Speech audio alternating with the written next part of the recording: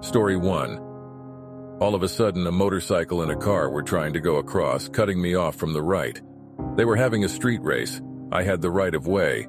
When they hit the right side of the front of my car spun horizontally, diagonally crossing the very long intersection, and my car hit the curb. My sister Gemma came along, but she was not allowed to enter the hospital. At least half an hour went by. She was outside of a braided wire wall, and since it was taking so long, she spoke to some officers and then came into the hospital. She looked through all of the emergency care rooms but was unable to locate me. In the middle of the hall, there was an elevator that went down to the morgue. She saw 8 bodies covered by white cloth on top of some stretchers. These bodies were waiting to go to the morgue for an expert examination.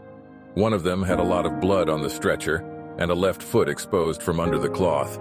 The middle toes of my feet are raised very differently compared to normal feet. My sister yelled to one of the officers, "That's my brother June." A medical team arrived to examine me and found that I was alive but had a very weak pulse. The nurse in charge said he had thought I was dead because of all the blood on the stretcher. I was immediately taken to another hospital located at the other end of Paulista Avenue. The police called for an ambulance, and my sister and I were escorted by a police siren. 3 days in a coma or with memory loss. When I arrived at the other hospital, I was immediately operated on after several attempts at taking x-rays. The on-duty physician discovered in the x-ray a shape of a crucifix right in the middle of my spine.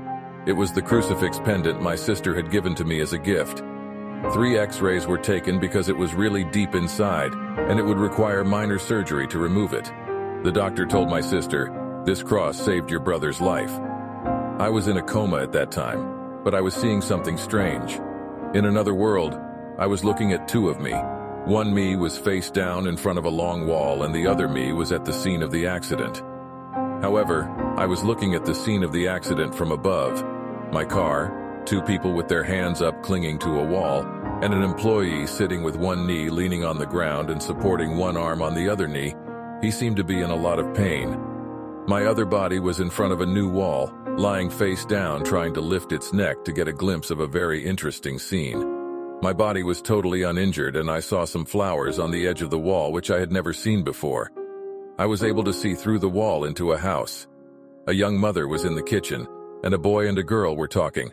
"Let's play with ice cream like when we were on Earth?" "Yes, let's do it. What would you like?" The girl says, "I want vanilla and chocolate. How about you?" The boy replies, "Strawberries and cream for me." What surprised me was that the ice cream instantly appeared in each of their hands. I thought to myself, "Oh, it's like that here. Just think about what you want and you can have anything? How cool." I was awestruck. Their mother was smiling as she made some tasty-smelling food. All of a sudden, somebody yelled, "I watched over him all the time. I just don't know how this accident could have happened. It's the truth, sir. I watched over him." From the somewhat hoarse voice, I realized that it was the voice of my guardian angel. That's just what I figured. He was behind the wall with someone who might have been his boss. Maybe he's an archangel, I thought to myself. All of a sudden, this supposed boss of my guardian angel came through the wall and appeared before me. I was lying face down, motionless, and I strained my neck to look up. He was tall and dressed in a white cassock that would change color, light blue, soft brown, etc.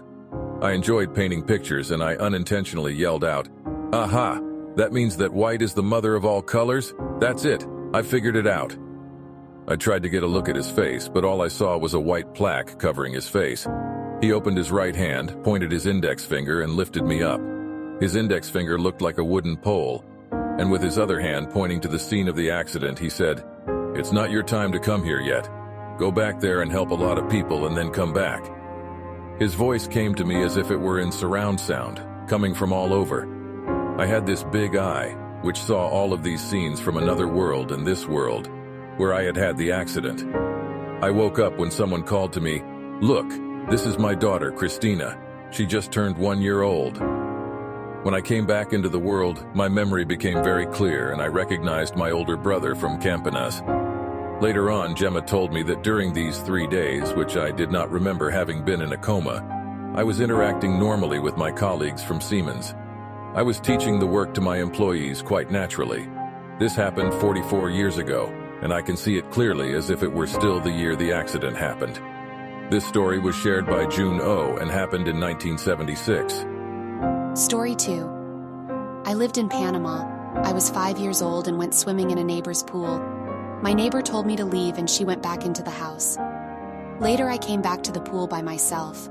I slipped and fell into the water. I remember seeing my body in the water. I later realized after having my second son that I had an out-of-body experience because I saw my body floating in the water, while I also went to the window of the neighbor to look in for help. I could see people standing over me after being resuscitated by paramedics.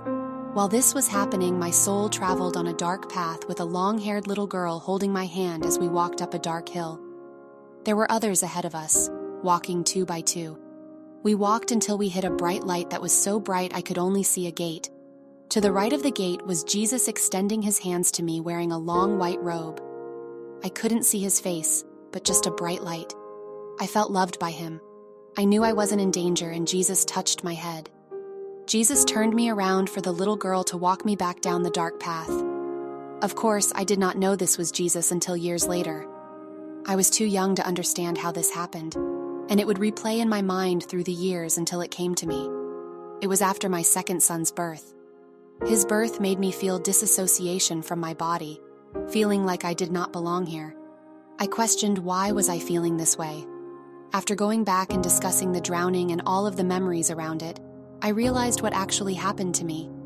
I was put back in school in special ed classes because I would not talk and my parents did not understand why. There were never any conversations around my drowning through the years. At age 6, I was severely hurt from a bike accident. I had to have surgery due to crushing my pelvis bone. I had incontinence issues and not sure if this was all related to the bike accident or just feeling disassociation from my body.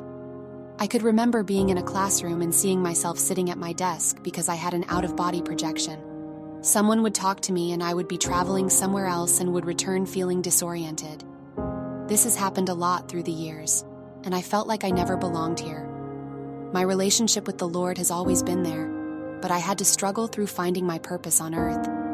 My out-of-body experience allowed me to use a gift that God gave me to protect myself, but I would often become frightened of it and would ignore what these signs would be telling me. It is just in the past 6 years since acknowledging my gifts that I can trust these feelings and visions.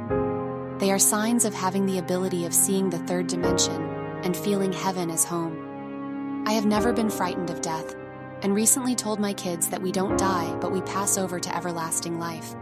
It is almost a longing of and desire for me to be seeing God again. I decided at this time in my life, it is meant for me to seek the Lord. Nothing about the earth is no longer desirable for me.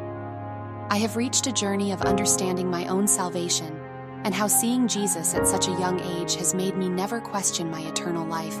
In fact, it is more real than here on earth. There have been many other unique events during my near-death experience. I encountered evil while God's presence turned it into good.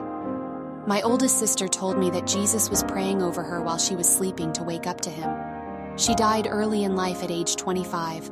It was a tragic situation involving a curse placed on my mother by a witch working with black magic. When I was 20 years old, my mother thought I would be the one to die. I believe now that Jesus knew of many events in my life and that he has a strong hold on me. God understands what path we will travel and gives us free will to choose. If we choose him along the way while surrendering ourselves completely to him, then we really understand the journey. I underestimated the gift of intuition that he provided to me of an understanding of evil and good in people. I can see in a person's soul through their eyes and know what path they have chosen. It is a definite light that radiates from a person's soul which only few can see. This story was shared by Deborah C. and happened in 1967.